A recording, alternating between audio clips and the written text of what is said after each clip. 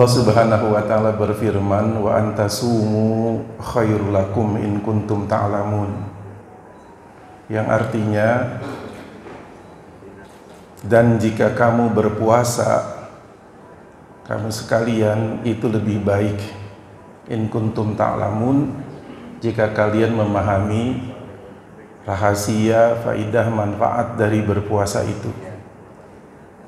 Walaupun maksud seseorang dalam berpuasa di situ dalam kondisi tertentu, dalam surah Al-Baqarah ayat 184 itu, orang bisa dalam keadaan-keadaan mendesak di situ untuk berpuasa di lain hari, atau dia berbuka pada saat bulan puasa, atau dia membayar fidyah. Tetapi Al-Quran mengatakan kalau kamu puasa itu lebih baik daripada iftar dan fidyah. Maksudnya begitu. Jadi puasa masih lebih baik daripada diganti dengan dua alternatif, karena memang perintah utamanya adalah berpuasa. Itu kalau kamu bisa kemudian menggali rahasia puasa itu sendiri. Sumu tasihhu. Dalam hadis yang lain disebutkan, berpuasalah kamu, maka itu akan menyehatkan kamu. Dalam konsep modern itu disebutkan less is more. Ya, sedikit itu lebih bagus. Sedikit lemak ya di dalam darah kita itu lebih bagus. Kolesterol maksudnya, kalau sedikit. Lebih sedikit gula di tubuh kita itu lebih bagus. Gula-gula itu bahaya sekali itu. Ya, apalagi ustadz kiai itu kalau kena gula-gula itu, baik gula-gula yang ada di luar tubuh ataupun gula-gula yang ada di dalam tubuh. Karena kiai hidupnya enak, duduk aja kemudian amplopnya tebal. Enggak bermaksud ini nyindir kayak misbah, enggak maksudnya. Jadi gula itu yang manis itu disebutkan itu sarang itu loh, kepala dari berbagai macam penyakit.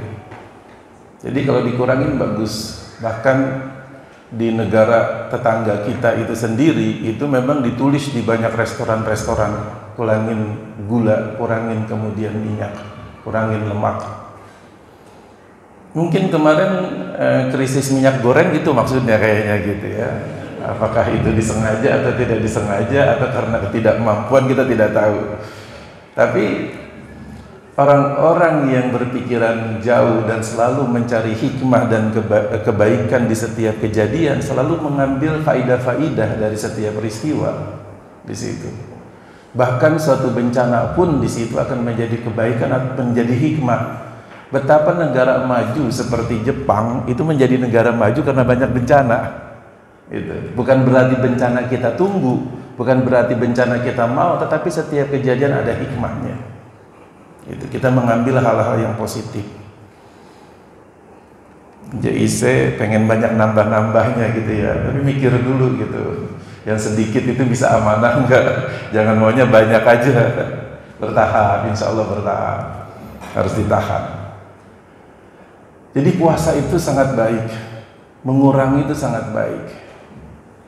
Jadi nanti saya akan meneruskan tentang puasa dan implementasinya di era digital. Nah, itu gimana hubungan dengan era digital saat sekarang ini.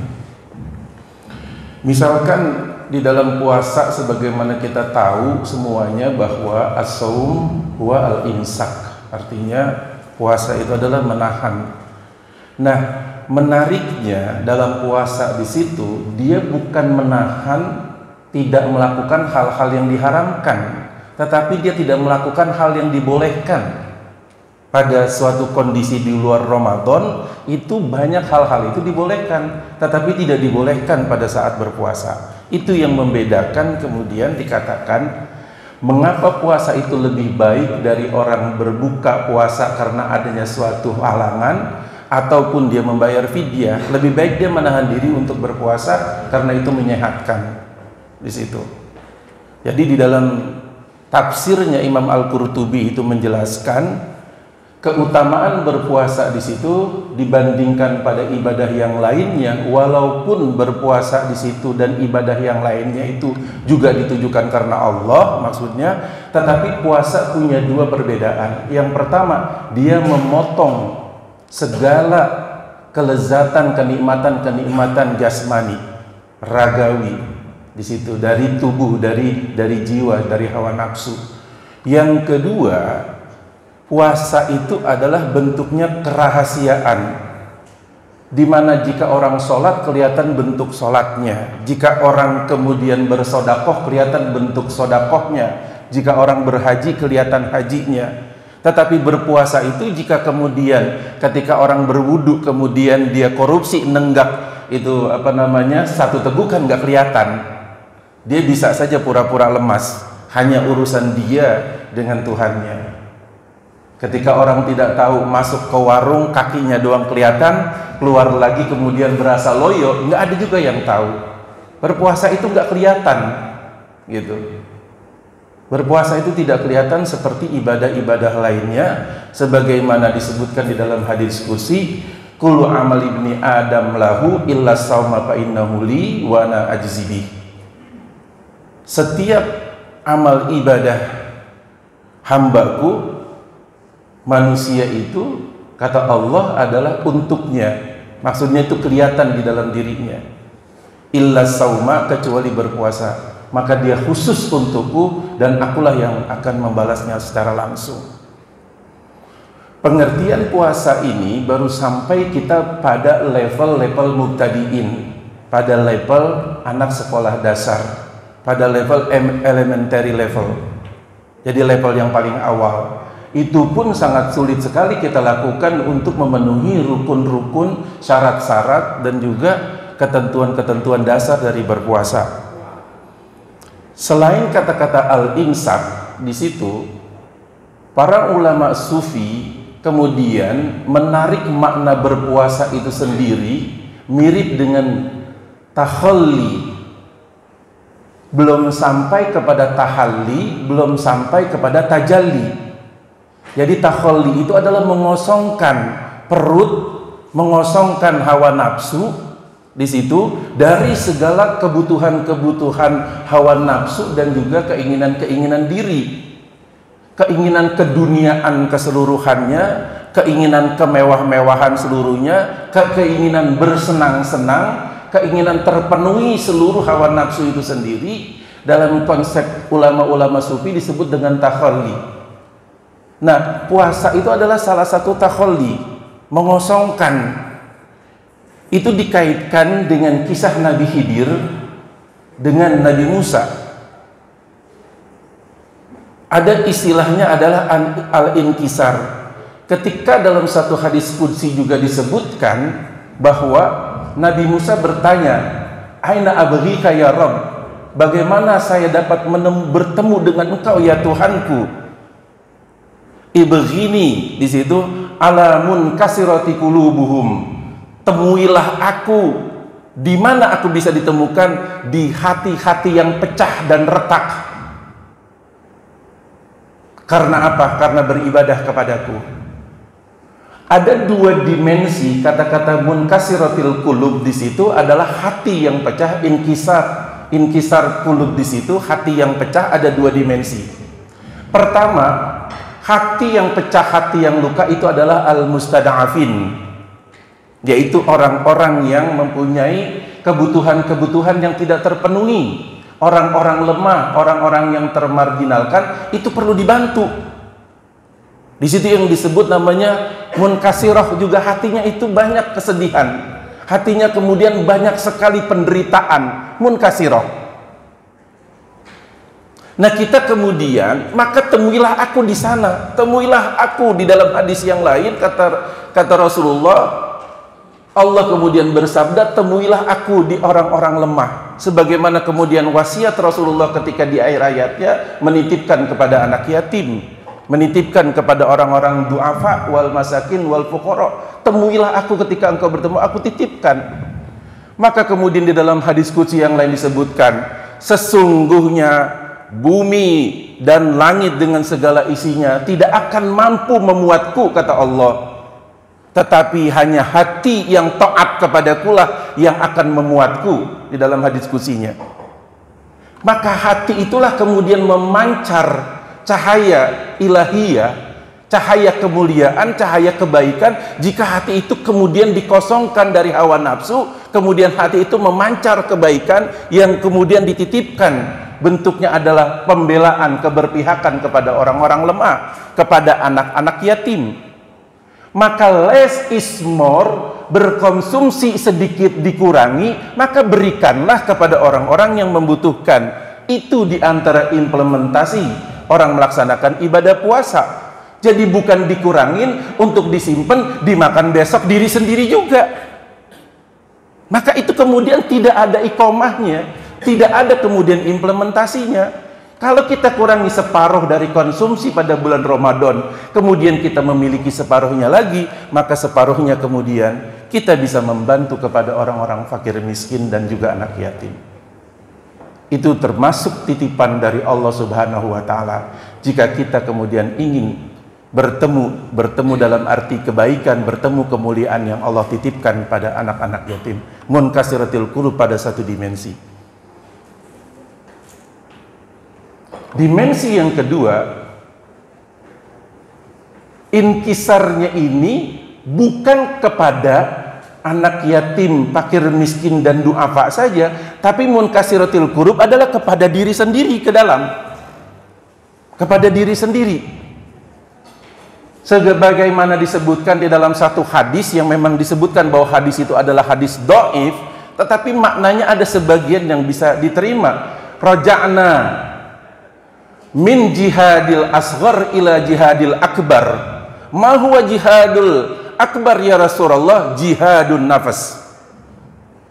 Dalam sebuah riwayat yang memang dianggap lemah, tapi logikanya itu bisa diterima sebagiannya. Ketika setelah selesai perang, ada kemudian Rasulullah menyebutkan bahwa ada rasa kebanggaan setelah melalui peperangan, ada merasa sudah cukup bahagia karena melewati satu jihad zahir, tetapi kemudian ada jihad yang lebih besar. Itu dikatakan tidak terlalu besar, tapi ada lagi yang lebih besar. Apakah jihad lebih besar? Jihadun nafas, jihad memerangi hawa nafsu. Maka ulama-ulama sufi di situ, ulama-ulama ahli hikmah, para salikin, para pencari jalan keridhaan Allah, mereka di situ munkasirati qulubuhum, mereka di situ bersusah-susah.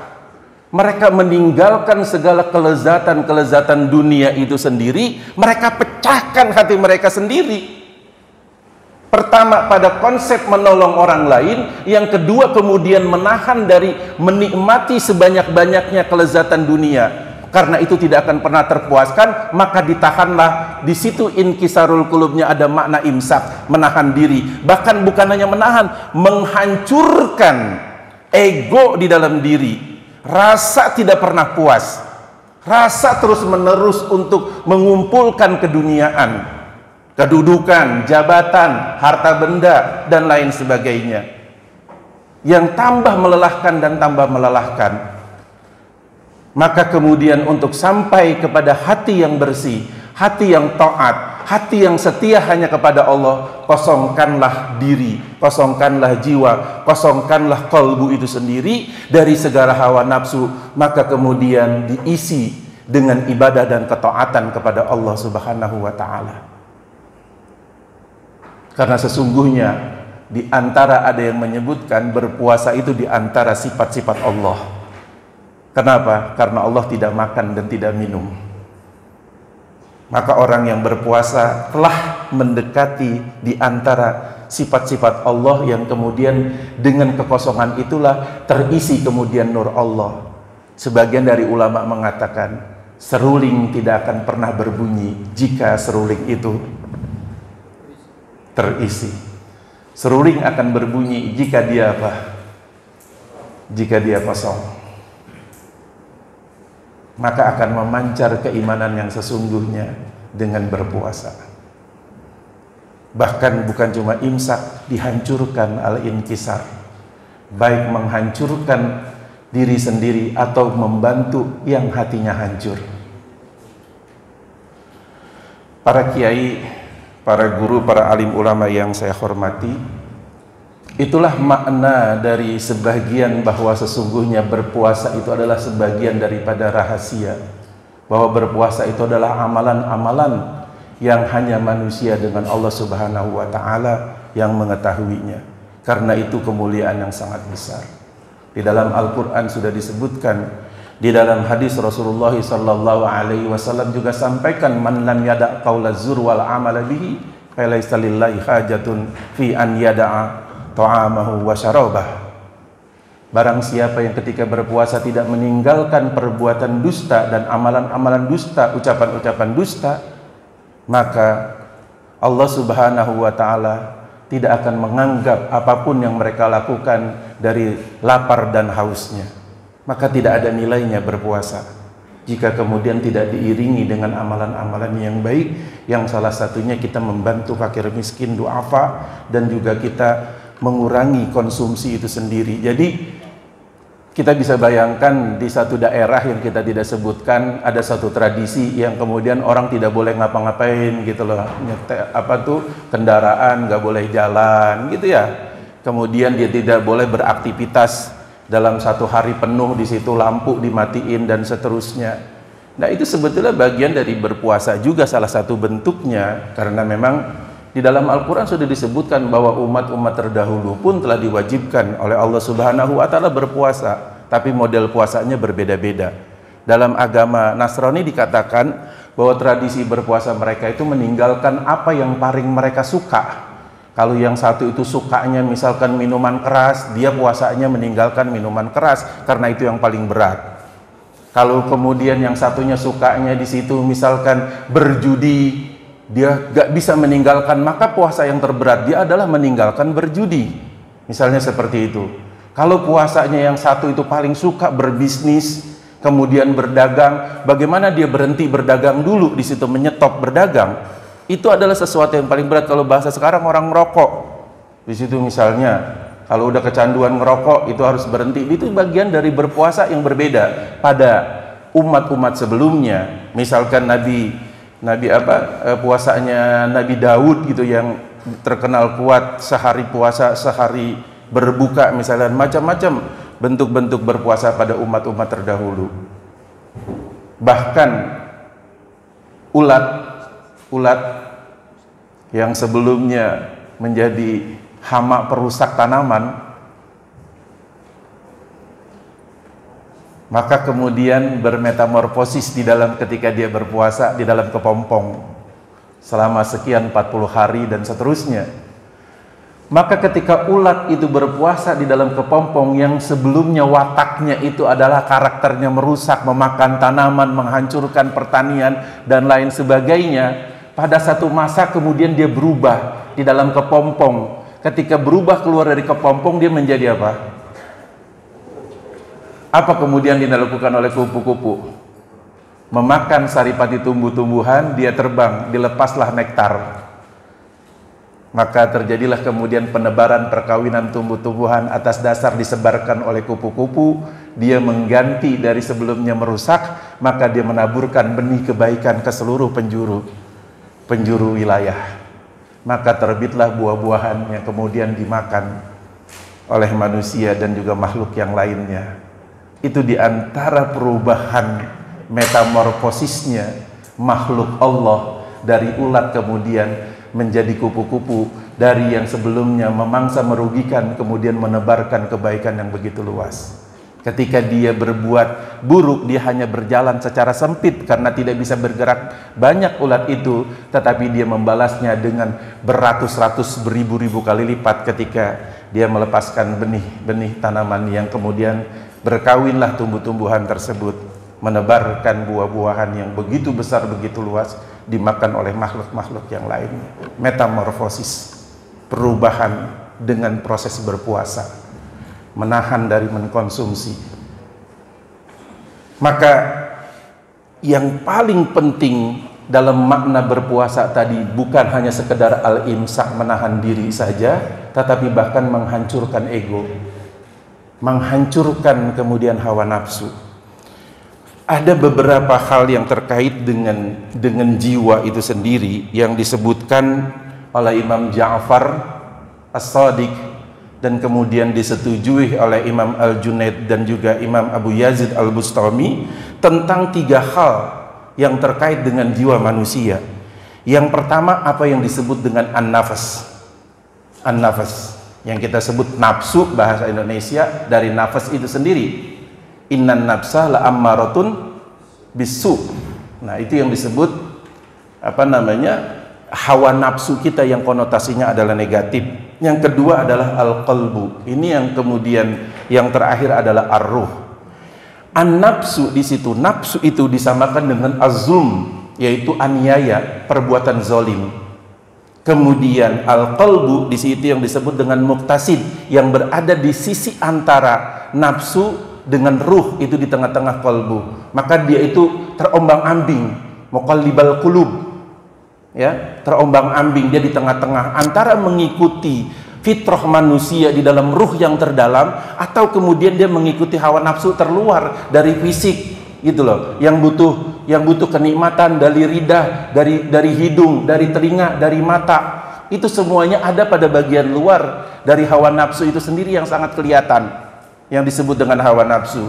Hati itu terombang-ambing di antara ruh yang sangat dalam yang bersih, kemudian dengan hawa nafsu itu yang muqtasid yang ada di tengah-tengah. Sedangkan ar-ruh disebut dengan as-sabiq oleh Imam Ja'far As-Shadiq. Apa itu as-sabiq? Yang terdahulu, tapi makna lain adalah the winner, sang pemenangnya, sang unggulannya. Yang paling utama di situ adalah ar-ruh. Maka saya ingin melanjutkan dalam pengertian tadi, bahwa apa yang dimaksud dengan zulm kemudian disebutkan an-nafsu atau az-zulmu di situ yuhibbullah li nafsi. Dia melakukan ibadah-ibadah kepada Allah tapi pamrih untuk dirinya. Dia ibadah tapi dihitung semua. Kadang-kadang kalau disebutin ayo kita infak, karena ada di dalam ayat Al-Qur'an allazina yunfikuna amwalahum fi sabilillah masalul ladzina yunfikuna amwalahum fi sabilillah kamasali habbatin ambatat sab'a sanabila fi kulli sumbulatin mi'atu habbah. Ya, memang untuk mentasji, untuk kemudian mendorong seseorang dikasih tahu, oh kalau kamu bersedekah, kalau kamu infakkan di jalan Allah, maka kemudian akan berlipat ganda sampai 700 kali lipat akan dibalas. Itu memang benar ada pernyataan itu. Sebetulnya kita seperti menabur benih di situ ya, kita tidak pernah tahu buahnya akan bertambah banyak. Contoh yang jelas misalkan satu benih pohon, maka kemudian buah mangganya bertahun-tahun, berkali-kali. Itu sebetulnya tanpa perlu kita minta pun, tanpa perlu kita suruh pun, hai pohon mangga, maka tumbuhlah, banyakinlah buahnya. Itu dengan sendirinya jika dijaga dengan baik. Kita tidak perlu meminta. Jalankan saja kewajiban kita, jalankan saja kemudian kecintaan kita kepada Allah, maka kita potong hawa nafsu itu dengan berbuat baik kepada orang lain, dengan bersedekah. Setelah itu selesai. Karena dengan meminta itu sendiri kita menyatakan bahwa Allah itu tidak tahu itu loh amal ibadah kita, tidak tahu sedekah kita. Pada sebagian daripada ulama, orang yang begitu mengerti Allah maka dia tidak menuntut lagi. Karena menuntut kepada Allah menganggap Allah tidak melihat. Kita sampai memang belum pada level mutawasid, kita sampai memang pada level mubtadiin. Sehingga kemudian kalau tidak diiming-imingin dengan balasan-balasan, sepertinya nggak mau sedekah, sepertinya nggak mau ibadah, sepertinya nggak mau membantu orang lain.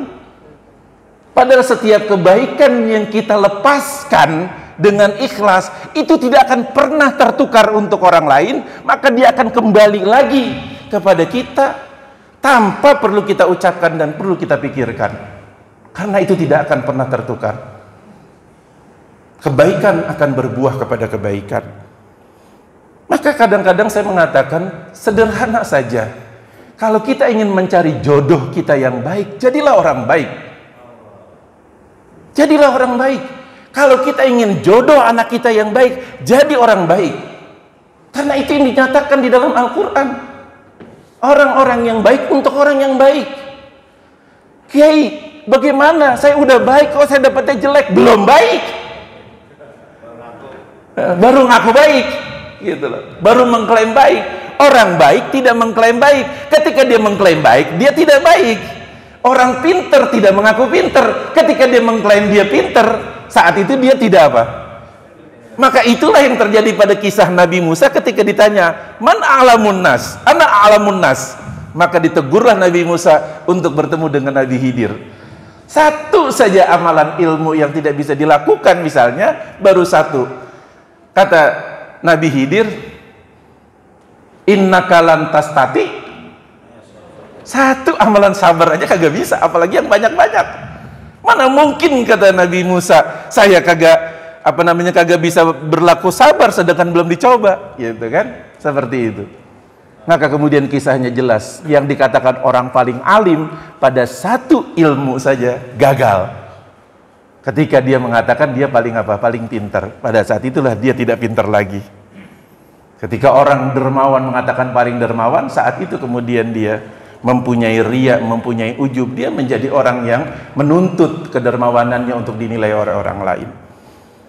Maka zalim itu adalah hawa nafsu, mencintai Allah tetapi pamrih untuk dirinya.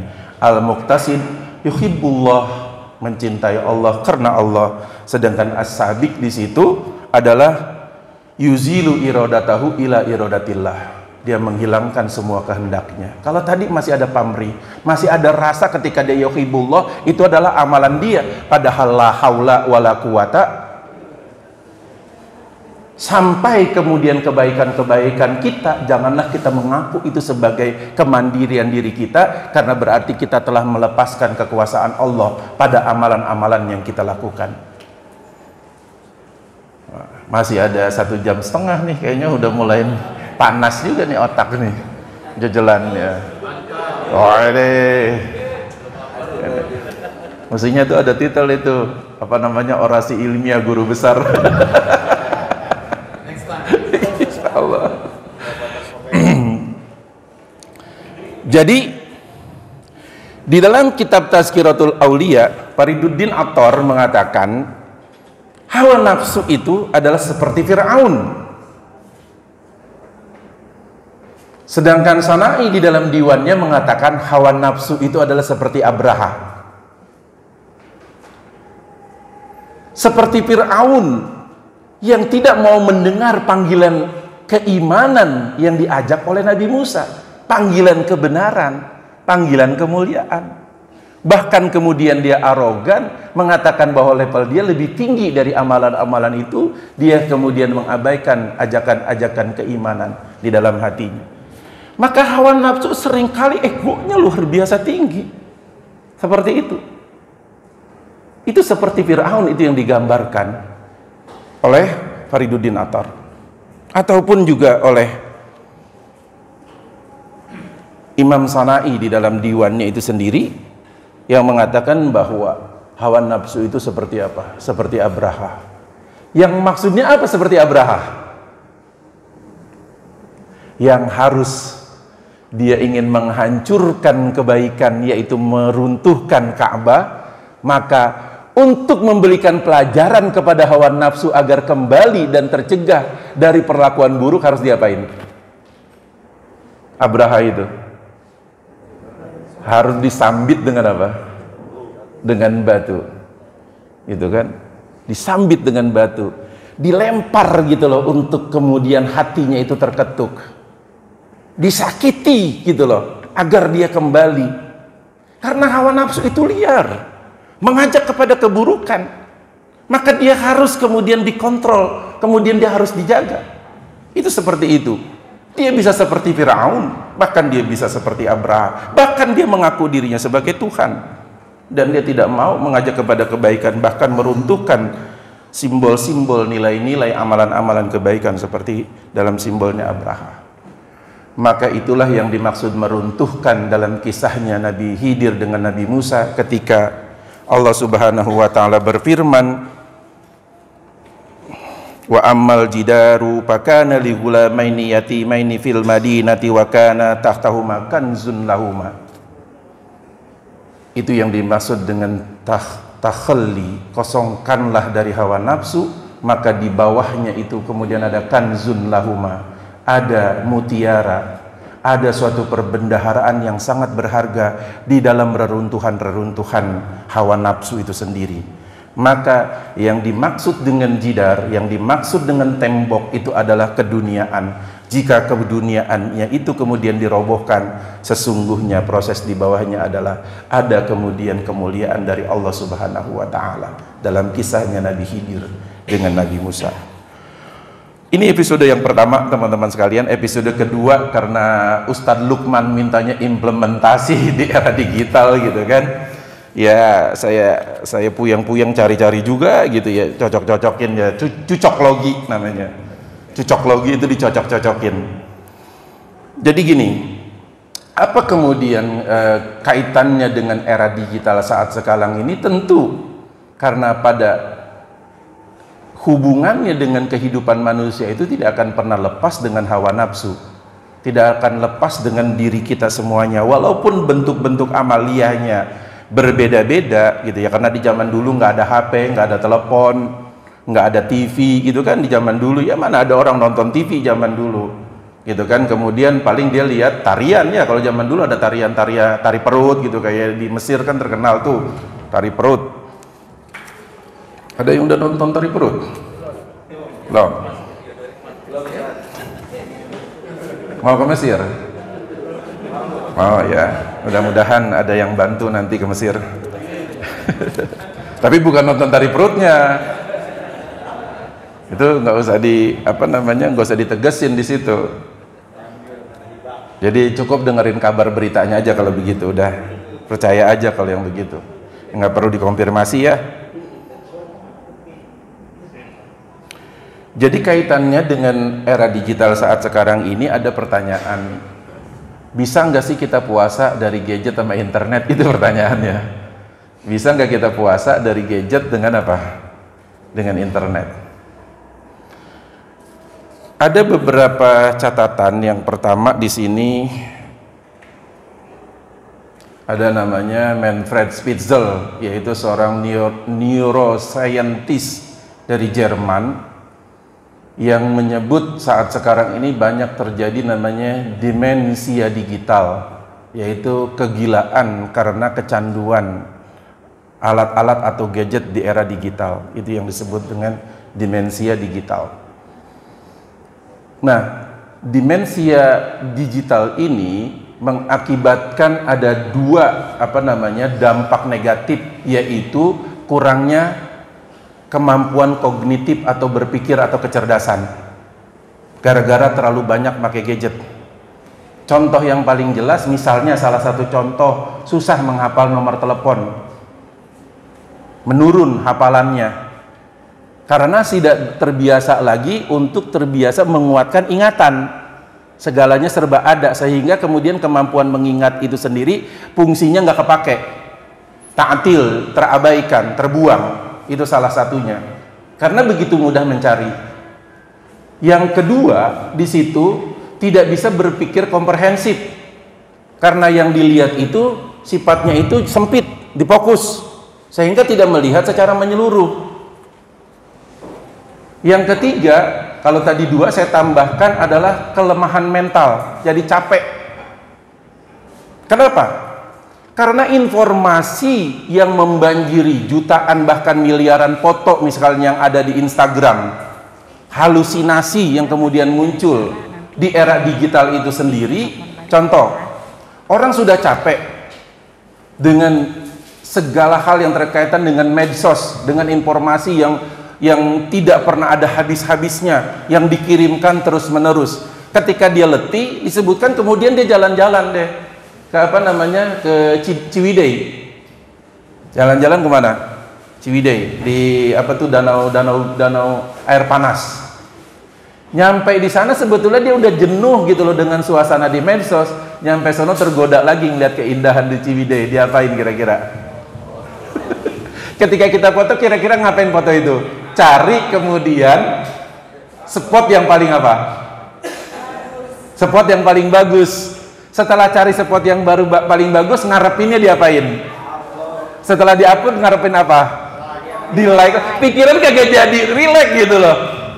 Punya target kerjaan lagi. Di situ kita perlu validasi padahal kita ingin istirahat. Itu keletihan-keletihan yang terjadi di era digital. Padahal hanya dalam sekejap saja itu telah berganti, ditimbun, ya, ditimbun oleh gambar-gambar baru. Kita berharap dapat pengakuan, kemudian kita mengharapkan dicintai oleh orang yang tidak kita kenal, yang tidak ada hubungannya dengan kita. Halusinasi sangat luar biasa membuat letih. Kognitif berkurang, cara pandang luas berkurang, ingatan berkurang. Halusinasi ingin kemudian dicintai oleh orang sebanyak-banyaknya padahal tidak dikenal dan tidak ada hubungannya. Seperti itu. Letih terus-menerus terbawa oleh halusinasi. Itu adalah penyakit di era digital, di mana kemudian kita seharusnya bukan semata-mata betul-betul kita meninggalkan atau mematikan sama sekali karena kita belum mampu, kita belum masuk pada generasi khawas ataupun pada makom khawas dan khawasul khawas. Kita masih pada level awam, pada level-level mubtadiin yang kita tidak bisa lepas dari amalia-amalia zahir di situ. Amalia-amalia zahir kita belum bisa lepas.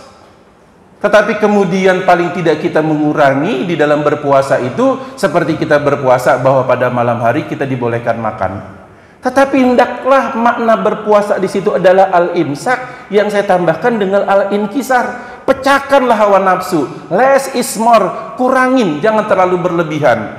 Kurangin minyak, kurangin gula, kurangin garam, kurangin media sosial. Jika memang kita memerlukan, maka gunakanlah itu sebagai bagian-bagian yang memang kita pandang sangat penting. Jangan sering terlalu kita buka misalkan grup-grup dan juga kita klik untuk membaca yang kita nggak perlu. Di grup kan begitu, penasaran, apaan sih? Klik lagi, dibaca dikit, enggak. Terus yang ini kali, apaan ya? Klik lagi. Padahal kita nggak perlu, ditambah lagi ancaman komunisme, bahwa komunisme pusing kepala kagak bisa tidur. Padahal Mas Aldo duit kagak nambah di tabungan. Mau bayaran anak sekolah masih belum nyampe gajian, puyeng lagi kepala. Ditambah lagi ancaman NKRI, ancaman liberalisme, ancaman LGBT, ancaman kawin sejenis, ancaman kawin beda agama, ancaman dari luar negeri, ancaman disintegritas bangsa, macam-macam ancaman. Padahal kita sendiri udah banyak beban. Ketika kemudian didapetin berita-berita numpuk, wahnan ala wahnin, lebih-lebih kayak orang hamil anaknya 3 di perut. Tuh bebannya di era digital. Betul apa betul? Betul. Maka kurangin itu melihat gadget. Jadi saya mengatakan bahwa kita dipaksa oleh informasi yang bertumpuk-tumpuk gitu loh. Informasi yang menjubel-jubel luar biasa, yang banjir bagaikan air bah. Padahal itu kita tidak cari, padahal itu tidak kita perlukan. Kita dipaksa, seperti kita dicekokin, seperti orang yang tidak mau makan tapi dipaksa untuk makan. Sehingga kemudian kita dalam keadaan seperti itu, dalam keadaan sakit, kita dipaksa akhirnya menjadi orang yang berpenyakit yang disebut demensia digital.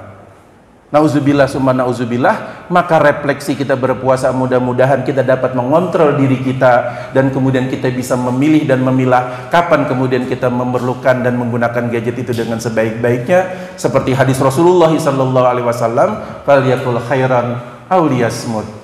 Maka berkatalah perkataan yang baik atau lebih baik diam. Mohon maaf ini Kiai dari BWI,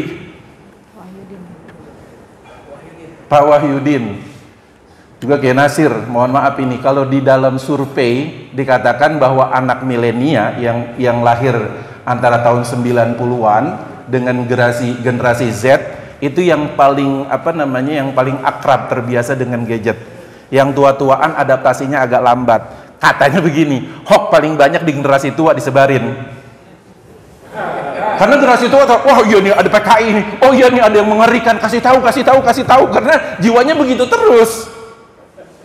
Kalau anak-anak muda, gua kagak peduli gitu loh, bodo amat, jadi kagak disebar.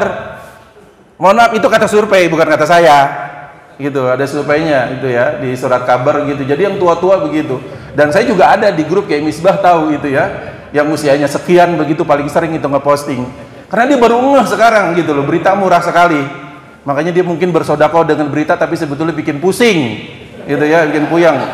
Daripada ribut nggak ada habis-habisnya, nggak ada sudah-sudahnya. Dan saya termasuk orang yang jarang, karena saya istilahnya mengenal gadget itu dari mulai gadget itu tidak berwarna atau mulai dari apa tuh namanya pager, saya udah ikutin semuanya tapi sekarang, jadi saya insya Allah kagak shock culture, kagak terkejut gitu loh, ibaratnya seperti itu. Tapi yang tahu-tahu lompat, kagak kenal komputer, kagak kenal internet, tiba-tiba langsung kenalnya itu HP, kemudian di situ gampang sekali berita, nah itu biasanya yang shock culture. Kalau dapetin berita langsung kirim, kayaknya ini orang harus tahu semua, padahal orang udah tahu gitu loh. Kita nggak kirim juga orang udah tahu. Jadi bukan lagi kemudian kepentingan kita, tapi kepentingan orang lain. Ketika kita dipaksa membaca, padahal itu bukan yang kita butuhkan untuk kita baca, maka bacalah yang kita butuhkan sendiri. Di dalam gadget ada Al-Quran, maka baca Al-Quran. Di dalam gadget misalkan ada kisah-kisah maulid, kemudian buku-buku baik, bacalah buku baik sesuai dengan kebutuhan kita. Di dalam hadis Rasulullah sallallahu alaihi wasallam bersabda, min husnil islamil mar'i tarkuhu ma la ya'nihi, di antara kesempurnaan Islam seorang muslim adalah meninggalkan hal-hal yang tidak berguna. Maka pilihlah, maka saringlah, jangan sering-sering di-sharing. Terima kasih, wabillahi taufiq wal hidayah. Wassalamualaikum warahmatullahi wabarakatuh.